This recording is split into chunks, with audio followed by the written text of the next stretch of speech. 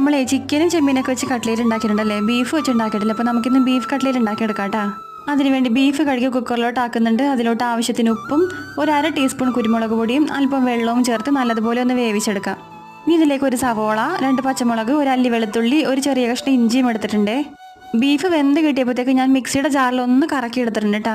ഇനി നമുക്കൊരു ചട്ടി വെച്ച് അതിലോട്ട് വെളിച്ചെണ്ണ ഒഴിച്ച് ഇഞ്ചി വെളുത്തുള്ളി ചതച്ചത്, സവോള കൊത്തി എറിഞ്ഞത്, പച്ചമുളക്, കറിവേപ്പില, അല്പം ഉപ്പും കൂടി ചേർത്ത് നല്ലതുപോലെ ഒന്ന് വഴറ്റി കൊടുക്കാം. സവോള നല്ലതുപോലെ വാടി വരുമ്പോഴത്തേക്ക് നമുക്ക് അതിലോട്ട് ഒരു 1/4 ടീസ്പൂൺ മഞ്ഞൾപ്പൊടി, 1 ടീസ്പൂൺ ഗരം മസാലപ്പൊടി, 1 ടീസ്പൂൺ കുരുമുളക് പൊടി ചേർത്ത് നല്ലതുപോലെ ഇളക്കി കൊടുക്കാം. ഇനി ഇതിലേക്ക് നമ്മൾ വേവിച്ചിരിക്കുന്ന ബീഫും കൂടി ചേർത്ത് കൊടുക്കാം കേട്ടോ. എന്നിട്ട് ഒരു 2-3 മിനിറ്റ് ഒന്ന് ഇളക്കിയ ശേഷം അവസാനം 2 ഉരുളക്കിഴങ്ങ് പുഴുങ്ങി പൊടിച്ചത് ചേർത്ത് കൊടുക്കുന്നുണ്ട്. എല്ലാം കൂടി ഒന്ന് മിക്സ് ചെയ്ത ശേഷം തീ ഓഫാക്കി തണുത്തതിന് ശേഷം ഞാൻ കൈ കൊണ്ടൊന്നും കൂടി ഒന്ന് കുഴച്ചെടുക്കുന്നുണ്ട് കേട്ടോ. എന്നിട്ട് ഇഷ്ടമുള്ള ഷേപ്പിലാക്കി മുട്ടയിലും ബ്രെഡ് പൊടിയിലും മുക്കി ചൂടായ എണ്ണയിൽ വറുത്ത് കോരി എടുക്കാം. അങ്ങനെ നമ്മുടെ ബീഫ് കട്ട്ലേറ്റ് ഇവിടെ റെഡി ആയിട്ടുണ്ട്. അപ്പോൾ അത്രയുള്ള കേട്ടോ.